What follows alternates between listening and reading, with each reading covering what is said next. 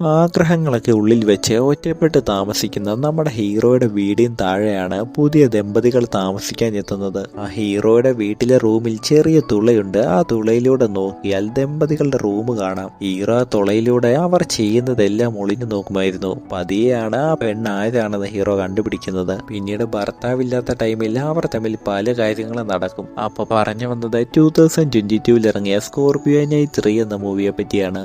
Movie തുടങ്ങുമ്പോൾ നമ്മളെ കാണിക്കുന്നത് ഡ്രഗ് എന്നൊരാളെയാണ്. പുള്ളി ബോഡി മുഴുവൻ ബ്ലഡായി അതോടൊപ്പം കയ്യിലൊരു ഗണ്ണും പിടിച്ചുകൊണ്ട് വീട്ടിലേക്ക് കയറി വരുന്നതാണ് നമ്മളെ കാണിക്കുന്നത്. അങ്ങനെ ഇവിടുന്ന് കട്ട് ചെയ്താൽ നമ്മളെ പിന്നീട് കാണിക്കുന്നത് ഫ്ലാഷ് ബാക്ക് ആണ്. അങ്ങനെ അവിടുന്ന് കഥ മാറി നമ്മളെ പിന്നീട് കാണിക്കുന്നത് മാട്ട് എന്ന നമ്മുടെ മൂവിയിലെ ഹീറോയാണ്. ഹീറോ സ്റ്റുഡന്റ് ആണ്. പക്ഷെ ഹീറോയുടെ മൈൻഡ് മുഴുവൻ റൊമാൻറ്റിക് ഫാന്റസികളാണ്. ഹീറോ കാണുന്ന എല്ലാ പെൺകുട്ടികളുമായിട്ടും കാര്യങ്ങളൊക്കെ ചെയ്യുന്നതാണ് അവന്റെ ഡ്രീം. പക്ഷെ ഇത് വെറും ഡ്രീം മാത്രമാണ്. യഥാർത്ഥ ജീവിതത്തിൽ അവൻ ഒറ്റയ്ക്കാണ്. ഹീറോ കോളേജിൽ പഠിക്കുന്നത് കൊണ്ട് പെയിൻ ഗസ്റ്റ് ആയിട്ടാണ് അവൻ താമസിക്കുന്നത്. അങ്ങനെ രാവിലെ അലാറം ഒക്കെ കേട്ട് കോളേജിലേക്ക് പോവുകയാണ് നമ്മുടെ ഹീറോ. കോളേജിലെത്തുമ്പോഴും അവന്റെ ക്ലാസ്സിൽ ജെന്നിഫർ എന്നൊരു പെണ്ണുണ്ട്. അവള് ഹീറോയോടെ എന്തൊക്കെ മിണ്ടുന്നുണ്ട്. പക്ഷെ ഹീറോ മൈൻഡിൽ കാണുന്നത് അവളുമായി മറ്റു പലതും ചെയ്യുന്നതാണ്. അങ്ങനെ പിന്നീട് അവന്റെ ലൈഫ് മുഴുവൻ മാറി തുടങ്ങുന്നത് അവന്റെ ബിൽഡിങ്ങിന് താഴെ 2 ദമ്പതികൾ താമസിക്കാൻ എത്തുമ്പോഴാണ്. ആ പെൺകുട്ടിയുടെ നെയിം റെബേക്ക എന്നാണ്. റെബേക്ക അവിടെ എത്തുന്നത് അവളുടെ ഭർത്താവായിട്ടുള്ള ഡ്രക്കിനോടൊപ്പമാണ്.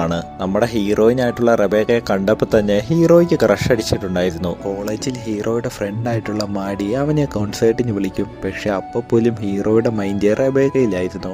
അങ്ങനെ ഹീറോ രാത്രിയിൽ ക്ലബിൽ പോകും. അവിടെ എത്തുമ്പോഴാണ് ജെന്നിഫർ അവളുടെ ഒരു ഫ്രണ്ടിനെ ഹീറോയ്ക്കൊക്കെ ഇൻട്രൊഡ്യൂസ് ചെയ്യുന്നത്. ഇവളുടെ നെയിം ഹെലൻ എന്നാണ്. അങ്ങനെ ഈ ഹെലൻ ഹീറോയുമായി മിണ്ടുന്നുണ്ട്. അവൾ പതിയെ ഹീറോ എന്ന് വളയ്ക്കാനും നോക്കുന്നുണ്ട്. പക്ഷെ ഹീറോയ്ക്ക് അവളിൽ വലിയ ഇൻട്രസ്റ്റ് ഇല്ലായിരുന്നു. അങ്ങനെ ഹീറോ അവിടുന്ന് വീട്ടിലേക്ക് പോകും. വീട്ടിൽ ചെന്ന് ഹീറോ ഫോൺ എടുത്ത് ഫോണിൽ പല വീഡിയോയും കണ്ട് പല പരിപാടിയും നടത്തുന്നുണ്ട്. അങ്ങനെ പിറ്റേ ദിവസം ഹീറോ താഴെ കടയിൽ കഴിക്കുമ്പോഴാണ് അവിടേക്ക് റെബേക്ക എത്തുന്നത്. അവിടെയുള്ള ഒരാളോട് ഇവിടെ അടുത്ത് കട വല്ലതും ഉണ്ടോ എന്ന് ചോദിക്കും. കാരണം അവളുടെ ലാപ്ടോപ്പിന്റെ ചാർജർ പോയിട്ടുണ്ടായിരുന്നു. ഇത് കേട്ട ഹീറോ അവന്റെ കയ്യിൽ ചാർജർ ഉണ്ടെന്ന് പറഞ്ഞ് അവന്റെ വീട്ടിലേക്ക് കൊണ്ടുപോകും. അങ്ങനെ പോകുന്ന വഴിയാണ് പല കാര്യങ്ങളും മിണ്ടിയും പറഞ്ഞുമൊക്കെ ഹീറോയും റെബേക്കയും കമ്പനിയാകുന്നത്. ഇവിടം തൊട്ട് ഹീറോ റെബേക്കയുമായിട്ട് കുറച്ച് അടുപ്പത്തിലാകുന്നുണ്ട്. പക്ഷെ ആ രാത്രിയാണ് ഹീറോ ഒരു കാര്യം കണ്ട് ഞെട്ടിപ്പോകുന്നത്. റെബേക്ക മേക്കപ്പ് ഒക്കെ ഇട്ട് വിഗും വെച്ചുകൊണ്ട് ഒരു പ്രത്യേക ലുക്കിലിരിക്കുന്നത്. ഇവൾ എന്താണ് ചെയ്യുന്നത് എന്നറിയാൻ ഹീറോ മുകളിലെ സ്റ്റോർ റൂമിലേക്ക് പോയി അവിടെയുള്ള ഒരു ഓട്ടയിലൂടെ ഒളിഞ്ഞു നോക്കും. ആ കാഴ്ച കണ്ട ഹീറോ ഞെട്ടിപ്പോകും. കാരണം റെബേക്ക ഓൺലൈൻ സ്ട്രിപ്പറാണ്. അതായത് ലൈവ് വീഡിയോകളിലൂടെ ആളുകളെ സെഡ്യൂസ് ചെയ്യുന്നതാണ് റെബേക്കയുടെ പണി. അതിനുവേണ്ടി അവൾ ഫുൾ മേക്കപ്പ് ഒക്കെ ഇട്ട് ആണുങ്ങളെ സെഡ്യൂസ് ചെയ്യുന്നുമുണ്ട്. ഇത് കണ്ട ഹീറോയുടെ കൺട്രോൾ മുഴുവൻ പോകും. ഹീറോ പല പണികളും കാണിക്കുന്നുമുണ്ട്. അങ്ങനെ പിന്നീട് ഹീറോയ്ക്ക് ഇത് ശീലമായി. എന്നും അവൻ ഇതുപോലെ ഒളിഞ്ഞു നോക്കാറുണ്ട്. ആ വീടിന്റെ പല ഭാഗത്തെ ഫ്ലോറിലും ഇതുപോലെ ഓട്ടകളുണ്ട്. അതുവഴി എല്ലാം നോക്കിയാൽ താഴെയുള്ളതെല്ലാം കാണാം. പിന്നീടാണ് റെബേക്കയുടെ ഭർത്താവായ ഡ്രക്ക് വെറും ഒരാളല്ല എന്ന് പിടികിട്ടുന്നത്. പുള്ളിയുടെ പണി രാഷ്ട്രീയക്കാർക്ക് വേണ്ടി കിഡ്നാപ്പിങ്ങും മർഡറും ഒക്കെ ചെയ്യുന്നതാണ്. പുള്ളിയെ പോലീസായി ഇപ്പോൾ അന്വേഷിച്ചുകൊണ്ടിരിക്കുകയാണ്. അങ്ങനെ ഇരിക്കൽ ഹീറോ ഒളിഞ്ഞു നോക്കുമ്പോൾ കാണുന്നതോ റെബേക്കയും ഡ്രക്കും തമ്മിൽ കാര്യങ്ങളൊക്കെ ചെയ്യുന്നതാണ്. ഇത് കണ്ട ഹീറോയ്ക്ക് നല്ലപോലെ ഇഷ്ടപ്പെട്ടിട്ടുണ്ടായിരുന്നു. അതുമാത്രമല്ല ഹീറോ ഇങ്ങനെ കാണുന്നുണ്ടെന്നുള്ള കാര്യം റെബേക്കയ്ക്ക് അറിയുകയും ചെയ്യാം. പക്ഷെ അവൾ അത് ഡ്രക്കിനോട് പറയില്ല. കാരണം അവൾക്ക് ഈ ഒളിഞ്ഞുകളി നല്ലപോലെ ഇഷ്ടപ്പെട്ടിട്ടുണ്ടായിരുന്നു. അങ്ങനെ ഒരു രാത്രി ഹീറോ റെബേക്കയുടെ റൂമിലേക്ക് പതിയെ കയറും. റെബേക്ക ഉറങ്ങുകയായിരുന്നു. അപ്പോഴാണ് ഹീറോ പതിയെ അവളുടെ അടുത്തേക്ക് കിടന്നിട്ട് കാര്യങ്ങൾ ചെയ്യാൻ തുടങ്ങുന്നത്.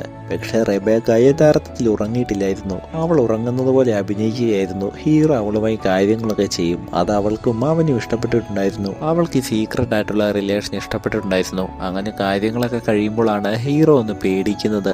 അപ്പോഴാണ് റെബേക്ക പറയുന്നത് എന്നും ഹീറോ ഹോളിലൂടെ നോക്കുന്നത് ഇവൾക്ക് അറിയാമെന്നുള്ളത്. പെട്ടെന്നാണ് ട്രക്കിന്റെ ശബ്ദം കേൾക്കുന്നത്. ഇത് കേട്ട ഹീറോ പേടിച്ച് കട്ടിലിനടിയിൽ ഒളിക്കും. അങ്ങനെ ട്രക്ക് വീട്ടിലേക്ക് വന്നിട്ട് റെബേക്കയുമായിട്ട് കാര്യങ്ങളൊക്കെ നടത്തും. ഈ ടൈമിൽ ഹീറോ കട്ടിലിനടിയിലുണ്ട്. പക്ഷെ കുറച്ചു നമ്മൾ എങ്ങനെയൊക്കെ അവർ രക്ഷപ്പെടും. അങ്ങനെ ഇവിടം തൊട്ട് ഹീറോയുടെയും റെബേക്കയുടെയും ബന്ധം ഡേഞ്ചർ ആയിക്കൊണ്ടിരിക്കുന്നുണ്ട്. റെബേക്ക എല്ലാ ദിവസവും ഹീറോയെ വളച്ച് കാര്യങ്ങളൊക്കെ നടത്തുന്നുണ്ട്. അങ്ങനെ ഇതിനിടയിൽ പതിയെ ഹെലനും ഹീറോയും തമ്മിൽ ഇഷ്ടത്തിലാകും. പക്ഷെ ഹീറോയുടെ മൈൻഡിൽ എപ്പോഴും റെബേക്കയാണ്. അങ്ങനെ ഇതിലാണ് പകല് റെബേക്ക ഹോളിലൂടെ ഹീറോയുമായി കാര്യങ്ങൾ നടത്താൻ നോക്കുന്നത്.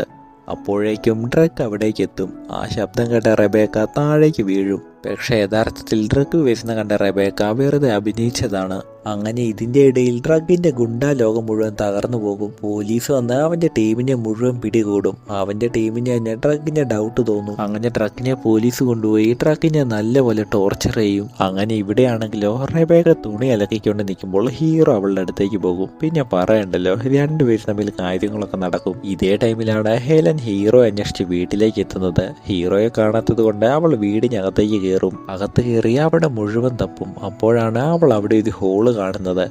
അവൾ ആ ഹോളിലൂടെ ഒളിഞ്ഞു നോക്കുമ്പോഴോ കാണുന്നത് ഹീറോയിനെയും റെബേക്കയും. ഇവര് ചെയ്യുന്നത് കണ്ട ഹെലന് നല്ല ദേഷ്യം വന്നിട്ടുണ്ടായിരുന്നു. അവൾ ഉറക്കെ കാറും. താഴേക്ക് ഇറങ്ങി വന്ന് അവൾ ഹീറോയോട് ദേഷ്യപ്പെടും. അങ്ങനെ ഹെലൻ ഹീറോയോട് ബ്രേക്കപ്പ് പറഞ്ഞ് അവിടെ നിന്ന് പോകും. അങ്ങനെ പിന്നീട് രാത്രിയാകും. ഡ്രഗ് ഇപ്പോഴും പോലീസ് സ്റ്റേഷനിൽ തന്നെയാണ്. പക്ഷെ കുറച്ചു കഴിഞ്ഞ് ചാൻസ് കിട്ടുമ്പോഴാണ് ഡ്രഗ് അവിടെയുള്ള എല്ലാ പോലീസിനെയും കൊന്നിട്ട് അവിടെ നിന്ന് രക്ഷപ്പെടുന്നത്. അങ്ങനെ ഇതേ ടൈമിലാണ് വീട്ടിൽ റെബേക്കയും ഹീറോയും തമ്മിൽ കാര്യങ്ങളൊക്കെ നടത്തുന്നത്. രണ്ടുപേരുടെയും കൺട്രോൾ പോയിട്ടാണുള്ളത്. അപ്പോഴാണ് നമ്മളെ വീണ്ടും മൂവിയുടെ തുടക്കത്തിലുള്ള ആ സീൻ കാണിക്കുന്നത്. കയ്യിൽ ഗണ്ണും ബോഡി മുഴുവൻ ബ്ലഡുമായി ട്രക്ക് വീട്ടിലേക്ക് എത്തും. റൂമിനകത്തെത്തുമ്പോൾ അവൻ കാണുന്നതോ റെബേക്കയും ഹീറോയും ഇതുപോലെ ചെയ്യുന്നത്. ഇത് കണ്ട ട്രക്കിന് നല്ല ദേഷ്യം വരും. അവൻ കാറിക്കൊണ്ട് അവരുടെ നേരെ തോക്ക് ചൂണ്ടും. ഹീറോ പേടിച്ചു കുറച്ച് ട്രക്കിനോട് ക്ഷമ ചോദിക്കും. ട്രക്ക് ദേഷ്യത്തോടെ തോക്ക് ചൂണ്ടി അവിടെ നിന്ന് ഓടിപ്പോക്കോളാൻ പറയും. ഹീറോ ഉടുപ്പ് പോലുമില്ലാതെ ആ വീട്ടിൽ നിന്ന് ഇറങ്ങി ഓടി രക്ഷപ്പെടും. അവൻ പോയ ശേഷം ട്രക്ക് ദേഷ്യം കാരണം അവിടെയുള്ള ഭിത്തിക്കിട്ടൊക്കെ വെടിവെക്കുന്നുണ്ട്. ദേഷ്യവും വിഷമവും കാരണം അവൻ ആത്മഹത്യ ചെയ്യാൻ വരെ നോക്കും. അപ്പോഴാണ് ഹീറോയിന് അടുത്തേക്ക് വന്ന് എല്ലാത്തിനും അവനോട് ക്ഷമ ചോദിക്കുന്നത്. അങ്ങനെ ഇവിടം കൊണ്ട് ഈ മൂവിയും തീരും.